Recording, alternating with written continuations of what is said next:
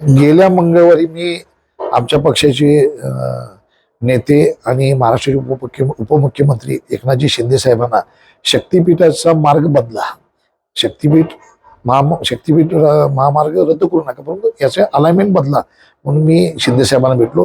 काल मी मुख्यमंत्री देवेंद्र फडणवीस साहेबांना सुद्धा निवेदन दिलं की शक्तीपीठाचा मार्ग अन्यत्र आपण हलवा, कारण माझ्या मतदारसंघातील 18 गावामधून हा शक्तीपीठ महामार्ग जातो.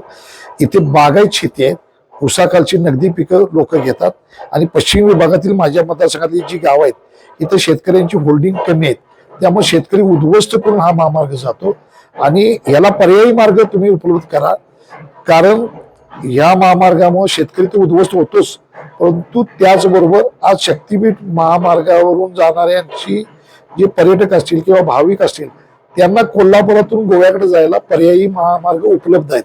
म्हणजे उदाहरणार्थ रत्नागिरी नागपूर जो आंब्याकडे जातोय, आपला कोल्हापूर गगनबावडा जो कणकवलीपर्यंत जातोय आणि राधानगरीमधून पलीकडे जो गेला तो कणकवलीच्या पलीकडच्या बाजूमध्ये उतरतोय. हे पश्चिम विभागातील 3 नॅशनल हायवे या ठिकाणी उपलब्ध आहेत. त्यामुळे या शक्तीपीठ महामार्गाची बागायत शेती पट्ट्यातून हा मार्ग नेण्यासाठी लोकांचा प्रचंड विरोध आहे आणि ही भूमिका मी त्यांना पटवून सांगितली आहे.